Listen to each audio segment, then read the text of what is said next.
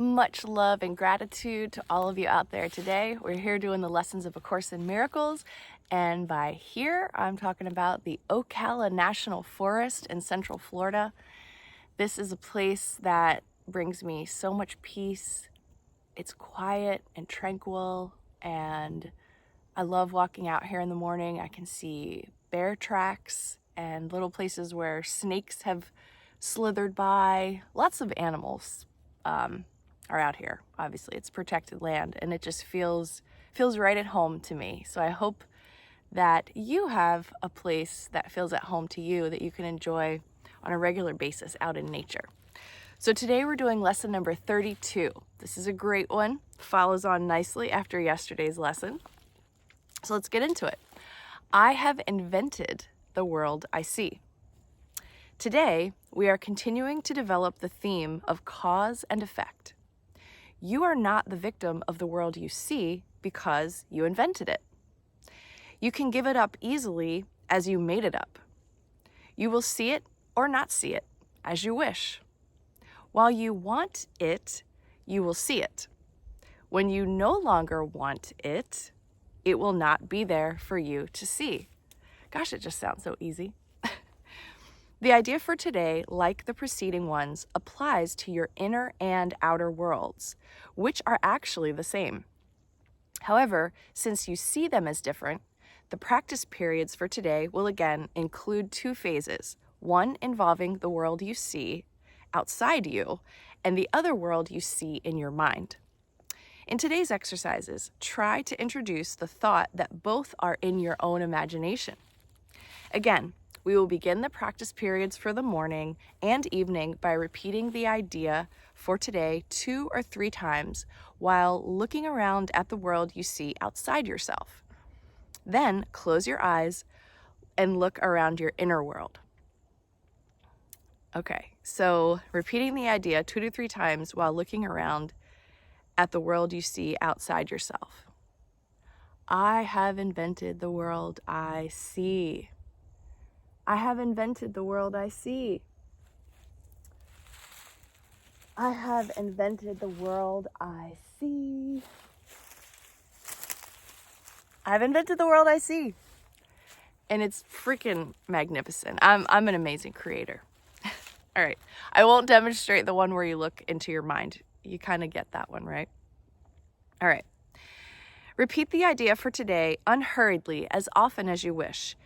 As you watch the images in your imagination, watch the images your imagination presents to your awareness. So have fun going inside with that.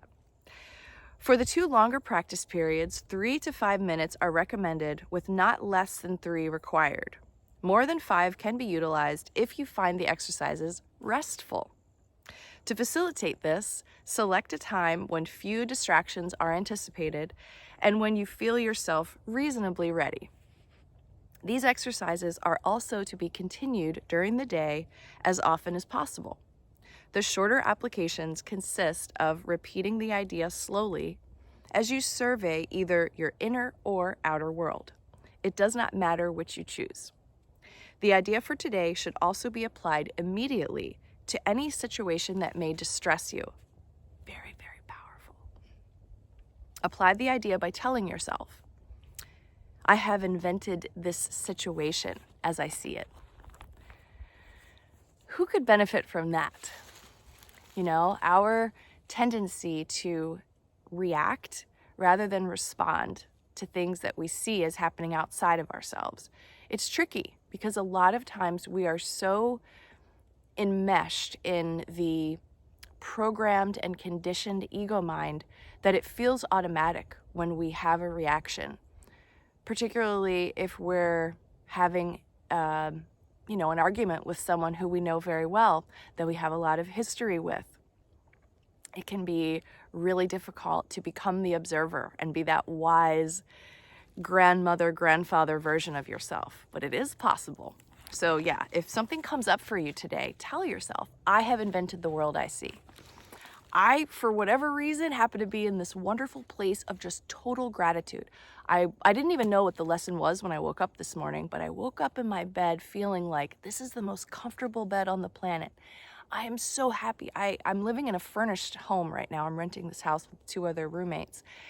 And I just look around at the walls and what's hanging and the decor and the curtains, and I just feel so grateful and so blessed to have these things around me and to be living where I'm living. Now, interestingly, yesterday, while I was taking a dip at the springs, a woman announced that there was some local meeting and they're going to close the springs on December 31st of this year, which is so interesting because my inner reaction to it was, that is Spirit telling me I'm definitely going to be leaving, because swimming in the springs is like my whole joy of living here. Well, not my whole joy. I mean, I enjoy being in the woods too.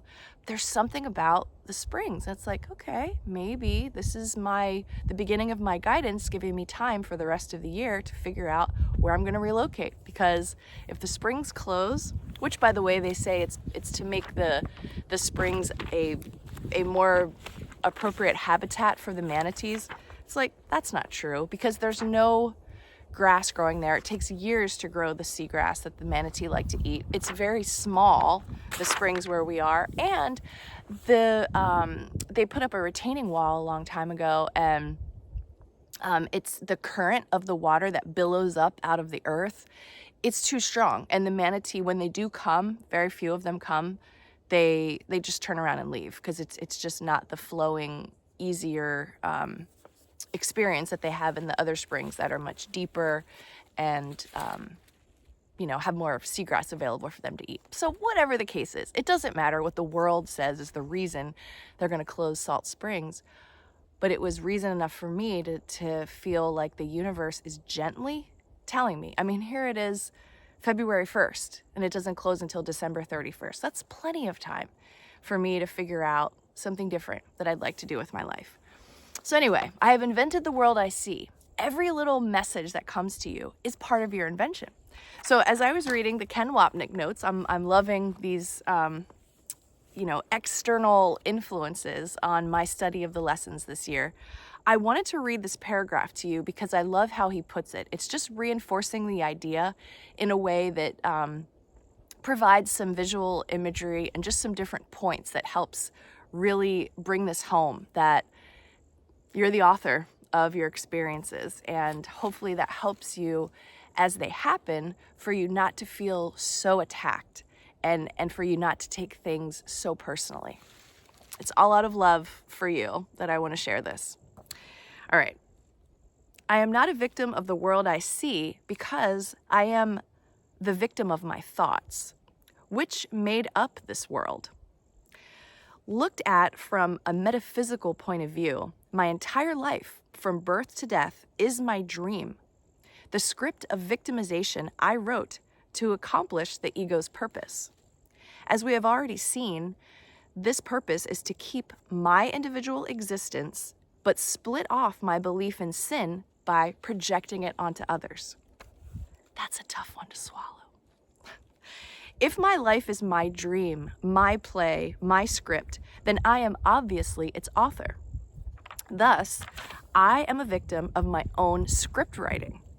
In truth, the decision maker identified with the ego, the part of my split mind that identifies with separation, wrote this script to teach that the world is a prison and everyone in it is my jailer. Imagine that. And I know people are stuck there, especially when times are tough. The world is my prison and everyone in it is my jailer. We made that up too, though.